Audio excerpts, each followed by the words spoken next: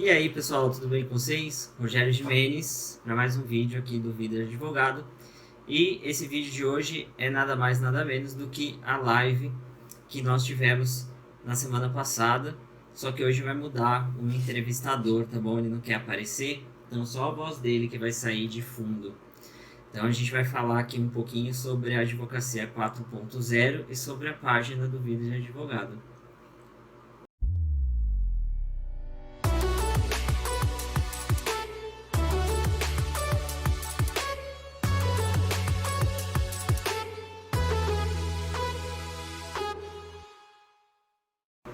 O que é a Advocacia 4.0? A Advocacia 4.0 nada mais é do que uma inovação tecnológica.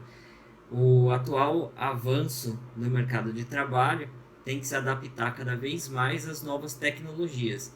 E a Advocacia 4.0 é justamente isso, é a adaptação do trabalho do advogado em relação à tecnologia. É uma inovação do direito. Só a título de curiosidade, nós tivemos 4 revoluções até hoje. A primeira foi a revolução mecânica, a segunda, a elétrica, a terceira, a automação, e a quarta, que é a que nós estamos vivendo hoje, a inteligência artificial e tecnológica. Quais são as características que um advogado deve buscar para implementar uma advocacia 4.0? Eu acho que a principal característica, na minha opinião, é a inovação e a disposição em inovar. O advogado ele tem que se reinventar. Se o direito, se a sociedade muda, eu ia falar ao contrário, se a sociedade muda, o direito também tem que mudar. E o advogado precisa se adaptar a essas situações. Não adianta ficar com aquele tradicionalismo de antigamente, né, ficar falando latim, quando na verdade hoje em dia as pessoas se comunicam mais por emoji e figurinha, né? Então não dá para seguir tanto o tradicionalismo ao pé da letra. Então ele precisa se inovar e reinventar. Como preparar ou adequar o meu escritório para a advocacia 4.0? Bom, tem que pôr a mão no bolso, né? Porque equipamentos hoje em dia são caros, notebook, equipamentos de rede, impressora, é muito caro. E o advogado, se ele não tiver se não tiver o conhecimento para instalar esses equipamentos, ele vai ter que ter um profissional para isso. Então ele vai ter que chamar alguém que entenda sobre o assunto. E também, fora essa parte de equipamentos, tem que fazer todo um treinamento de leituras, como mexer com os sistemas. Hoje em dia nós temos vários sistemas à disposição do advogado para que ele utilize no escritório dele para deixar o serviço mais rápido e menos trabalhoso, né? Então, para saber lidar com todas essas ferramentas, tem que ter um treinamento. Por exemplo, o judiciário, quando colocou lá o processo eletrônico, durante um período, fez um treinamento com os seus funcionários. Então, é a mesma coisa um advogado que tem um escritório, que tem um sistema próprio, que a gente chama de intranet. Então, ele tem que passar um treinamento para esses novos colaboradores que virão. Então, treinamento, estudo e estar sempre antenado às novas tecnologias. É necessário ter um escritório físico ou por meio de home office consigo implementar a advocacia 4.0? Não precisa ter um escritório fixo. Através de home office você consegue implementar a Advocacia 4.0. Eu, por exemplo, quando morava em São Paulo, eu trabalhei durante um bom tempo da minha casa. O meu escritório ficava num quarto, eu fiz um escritório no meu apartamento. Então eu utilizava as redes sociais, WhatsApp, e-mail, Skype, para falar com alguns clientes, e quando tinha que realizar uma reunião mais presencial, eu ou ia num escritório virtual, que tem vários em São Paulo, ou encontrava em algum café da cidade, e ali a gente aproveitava para conversar pessoalmente, pois alguns casos, algumas situações, precisa da presença física do advogado, não dá para fazer tudo pela internet. Então, quando não era possível pelo Skype ou WhatsApp, a gente marcava um encontro pessoalmente.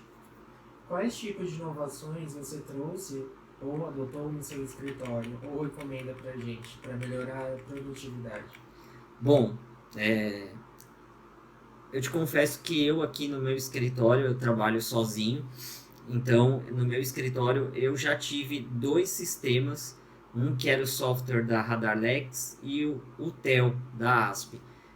O que eu mais gostei foi o TEL, só que eu confesso que eu não tive tempo de lançar todos os meus processos lá no sistema, mas eu pude perceber nesse sistema que ele tem uma facilidade para você controlar melhor o financeiro, o jurídico, os prazos.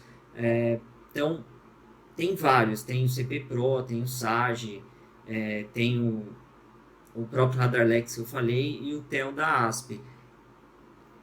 O que mudou na sua... Espera aí, eu não terminei ainda. Inclusive, eu trabalhei em um escritório bem grande em São Paulo e eles tinham o próprio sistema de TI deles. Nesse sistema foi montado exclusivamente para o escritório e a partir do momento que ele captava as publicações e assim que ele lançava a publicação lá, o advogado já colocava lá qual era o que tinha que ser feito, se era contestação, apelação, prazo, o que fosse. E automaticamente o sistema já contava o prazo para o advogado e já lançava como uma tarefa. Então o próprio sistema fazia isso. Outra coisa que tinha também nesse escritório, eu acho bem bacana, apesar de ser meio padronizado, mas nós temos sempre ações que elas são todas iguais, é um sistema de um banco, que um banco utilizava, no qual tinha algumas perguntas para que você respondesse e o advogado ia respondendo essas perguntas. Após ele responder todas essas perguntas, ele clicava o Enter e a petição de defesa já saía pronta. Era só protocolar, né? Então, é um robô fazendo o trabalho de um advogado. Só que em algumas situações, o advogado não dá para usar somente esse robô. Ele tem que colocar aquele conhecimento que ele tem, né? Então é importante também o conhecimento do advogado. O que mudou na sua advocacia depois que começou a implementar a advocacia 4.0? Houveram resultados após a implementação? Com certeza. Em relação ao escritório, ele ficou mais organizado e centralizado. Tipo, vai parecer velho, né? Mas eu sou do tempo que não existia processo eletrônico, era tudo no papel, então você tinha que ir no fórum fazer carga de processos com volumes enormes. No escritório tinha que ter arquivo físico, onde você guardava cópia de todos os processos e isso tomava um grande espaço do escritório. Tinham estantes cheias de livros de doutrina. A ASP antes tinha os boletins de jurisprudência, então era um calhamaço de papel. E hoje em dia ficou tudo mais enxuto. Você não precisa ter um arquivo físico, você não precisa ter mais uma estante cheia de livros, como eu tenho ali atrás. Eu tenho porque eu gosto, né? Mais de enfeite do que outra coisa, porque você pode, com um simples clique na internet, consultar qualquer livro que esteja ali ou procurar uma jurisprudência. Então, ficou bem mais organizado e centralizado. Em relação ao atendimento, ficou bem mais rápido e mais globalizado, né? Você consegue atender hoje em dia pessoas de outros estados sem sair de dentro do escritório. Agora mesmo, se eu quiser, eu posso entrar em contato com um cliente que está lá em Alagoas e conversar com ele sobre um determinado assunto de algum processo que ele tenha. Então, o atendimento ficou bem mais rápido. Por exemplo, se eu fosse atender um cliente, eu ia ter que consultar a minha agenda, ver um dia que eu tenha disponibilidade no escritório, quando eu posso, numa videochamada, falar com ele bem mais rápido. Em relação à gestão de processos, ficou tudo mais organizado, como eu falei lá no começo, não precisa ter um espaço físico, você não precisa guardar, e sem contar que para você encontrar um processo, você não precisa fazer sair da sua sala, ir até a sala de arquivo, você com um clique na internet, você tem acesso ao processo na sua integralidade e em todos os documentos. Em relação à prospecção de clientes, também é bem melhor, porque com um vídeo como esse que a gente está gravando aqui para o Instagram, para o YouTube, você consegue falar de um determinado assunto que você seja especialista e em minutos, uma pessoa que está, por exemplo, em um outro país, outro estado, outra cidade, ela consegue ver você falando sobre aquilo que é de interesse dela e te procura para conversar e muitas vezes até acaba te contratando. Em relação às finanças, você tem nesses sistemas inteligentes o próprio financeiro do escritório. Então, por vezes, você não precisa nem ali de um funcionário para estar lançando entrada e saída, porque você mesmo consegue gerenciar toda a finança do seu escritório através desses programas. Então, também é bem mais rápido. Qual a importância das redes sociais para a Advocacia 4.0? Ciente das limitações que nosso Código de Ética dispõe, quais os cuidados que os advogados devem ter ao utilizarem as redes sociais como ferramenta para implementar a Advocacia 4.0? Bom, é extremamente importante a questão das redes sociais, da internet, para a divulgação do trabalho de um advogado. Hoje em dia, isso substitui aquele boca a boca de antigamente, que antigamente o advogado era conhecido através de quando ele fazia um bom trabalho, essa pessoa que ele fez um bom trabalho indicava ele para outra pessoa e assim por diante. Isso ainda acontece hoje em dia, só que existem muitos advogados, então o trabalho realizado na internet, seja no Instagram, no Facebook e no YouTube, acaba fazendo com que o advogado tenha uma projeção maior, né? Só que tem que tomar muito cuidado com o código de ética da OAB, porque para não infringir nenhuma regra e ser processado pelo Tribunal de Ética. Que, por sinal, o código da OAB podia dar uma flexibilizada nisso, né? Afinal de contas,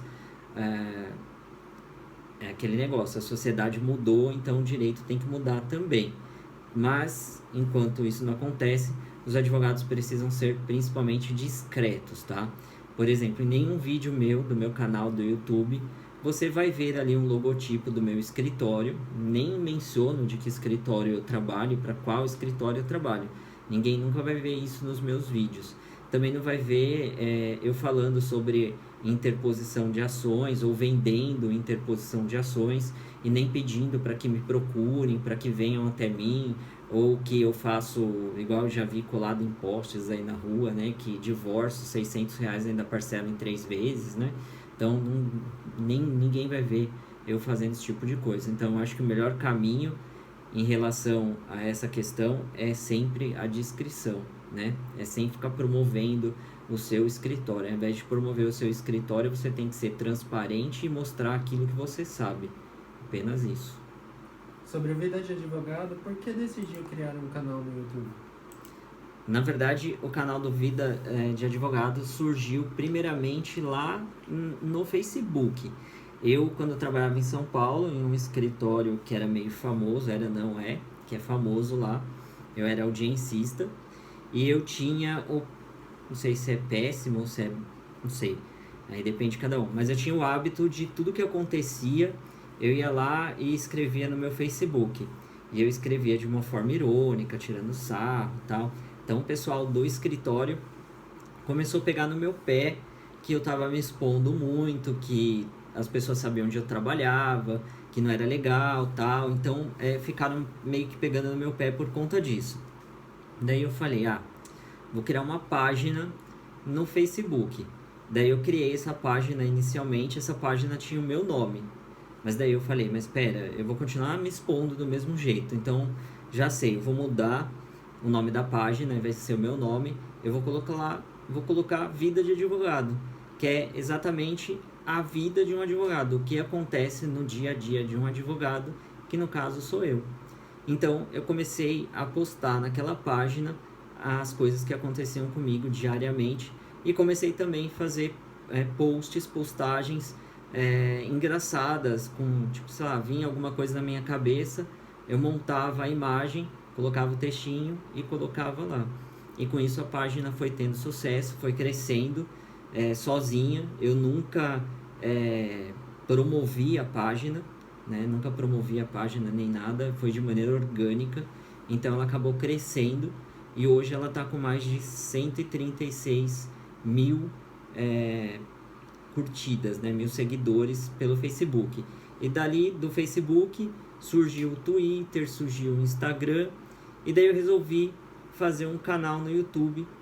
E eu tinha muita vergonha no começo, eu morri de vergonha de gravar os vídeos, e dá pra perceber isso nos primeiros vídeos da página.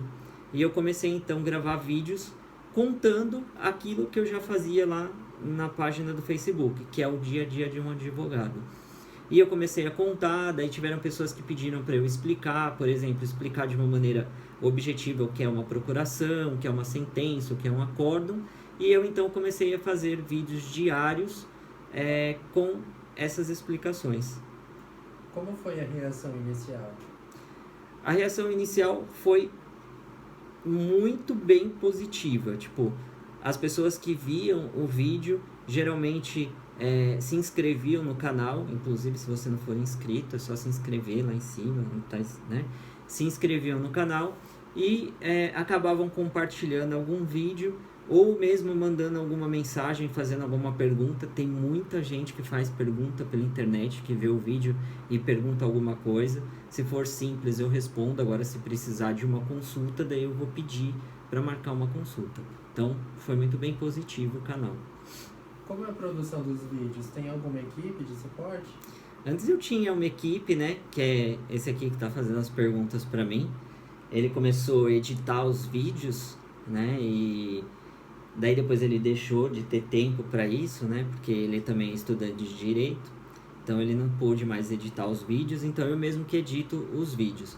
E como que eu faço isso? Não tem equipe nenhuma. Eu gravo os vídeos no meu horário de almoço. Quando não dá tempo de gravar no horário de almoço, eu gravo a hora que eu chego do escritório. E são vídeos curtos, no máximo eu procuro fazer de no máximo 5, no máximo 10 minutos. Eu mesmo gravo. Geralmente eu faço a edição dos vídeos no sábado ou no domingo.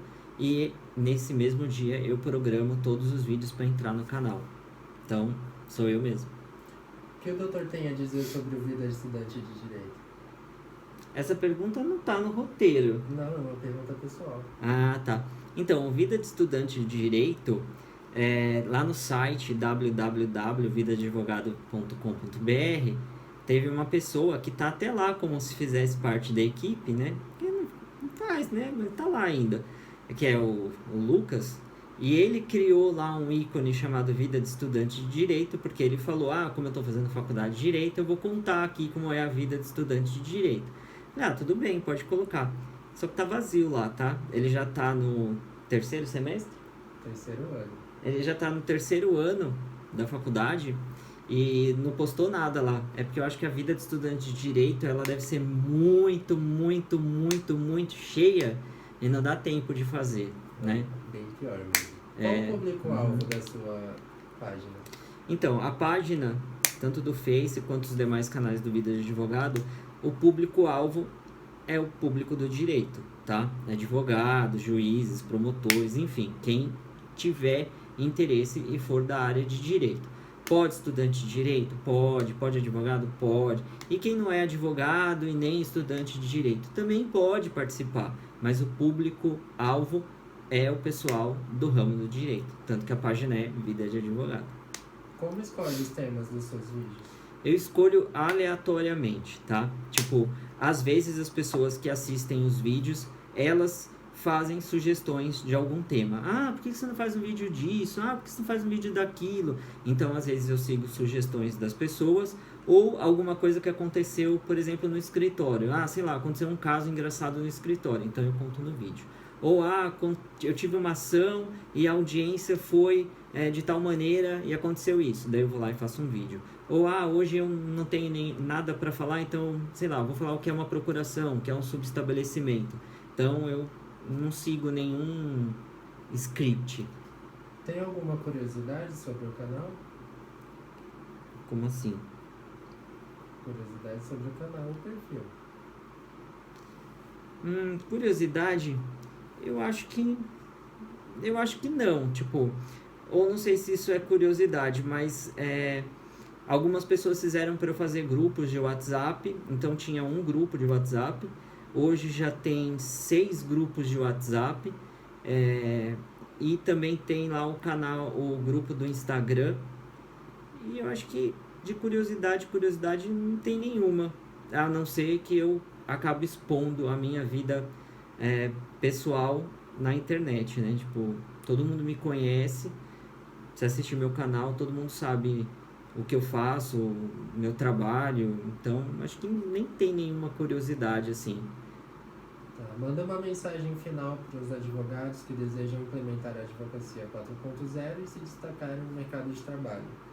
Eu não vou falar meus segredos, né? Porque daí eu vou estar criando concorrentes. Brincadeira.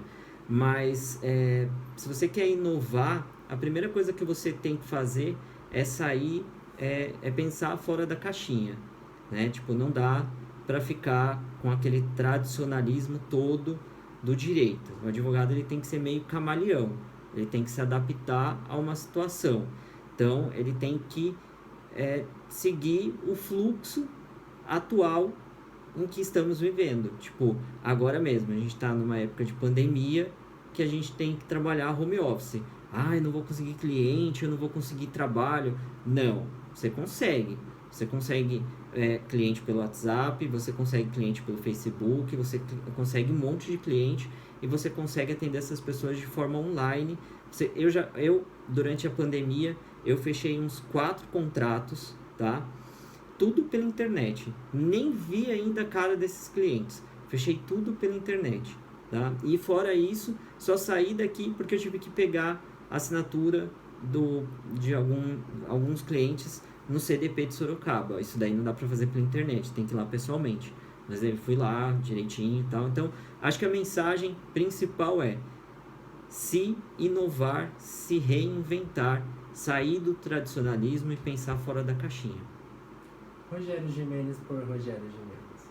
Agora é Marília Gabriela aqui. Agora mudou, não é mais a live, né? Rogério Gimenez por Rogério Gimenez é um cara transparente, sincero, que não tem medo de colocar a cara para bater. Mais alguma pergunta? Não, só isso mesmo, já basta. Então tá bom. Um grande abraço para vocês. Espero que vocês tenham gostado. Continuem acompanhando os vídeos do canal do Vida de Advogado e não esqueça de se inscrever, tá bom? Até a nossa próxima live ou vídeo. Ele olha bravo pra mim porque ele tá me ensinando inglês. Até mais, pessoal. Um abraço. Tchau, tchau.